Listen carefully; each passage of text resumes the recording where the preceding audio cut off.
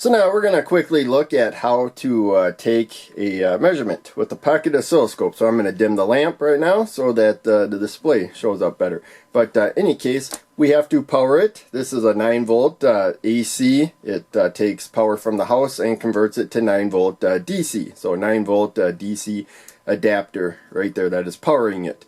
Pretty straightforward. So we're providing power. The setting right now is 1 volt per division, and there you can see I'm giving it stray signals from my body. So each square represents 1 volt. We can change that. And then each square, left to right, equals 1 second. So this is in roll mode. It's sliding along. It's not giving us a snapshot of what's going on, which it does when you have activity that's so quick that to look at the waveform, you just kind of got to take snapshots of it because it's happening way too quickly. So any case, what I do, we got alligator clips. Of course, you can clip them to something if it's pretty solid, but the stuff on breadboards, not you know, it's solid, but they're small and finicky. So instead I clip them to these breadboard jumpers, which you can plug into the breadboard holes right there. So this is the black probe right there. Ground, and so this gives us our 0 volt reference point, and we can actually adjust this so 0 volts is in the middle for a positive and a negative voltage in relationship to ground when it comes to the red probe, but everything here will be more positive than our ground right there, 0 volts. So we just plug it into ground, and we set the line down at the bottom right there, and then now I need to come up to where I want to measure, which is the top of the switch right there. And there should be a volt. Oh, power's off, that's why. So press the power button, and the power is on.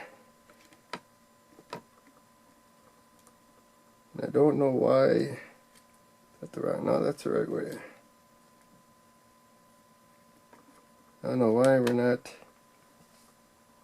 Why we weren't getting anything. I think maybe the switch wasn't in the board all the way. That was the problem. So there we go. So yeah, disconnect it and connect it. So again, there's troubleshooting issues right there. I didn't have a good connection, so I didn't you know, do this before I filmed, and therefore I didn't have everything set up properly. If I was making a how-to video about this circuit, I would have tested everything before I filmed, but there you can see the problems. So yeah, this circuit works better with brighter light. Actually, it works about the same depending on light level, but there you can see the voltage rising quicker. But yeah, that's the whole point of using an oscilloscope, is that if we were just looking at numbers, like with the multimeter, we would just mostly see rapidly changing numbers. We'd have a sense, you know, that it's getting higher over a period of time, or lower, because you can see many of the numbers are you know, going down, but some of them are moving so fast you can't tell what they're doing, whereas with here you can see what the voltage is doing. So we are working with 5 volts right there, and so the maximum voltage is 5 squares up, 5 volts. Pretty straightforward.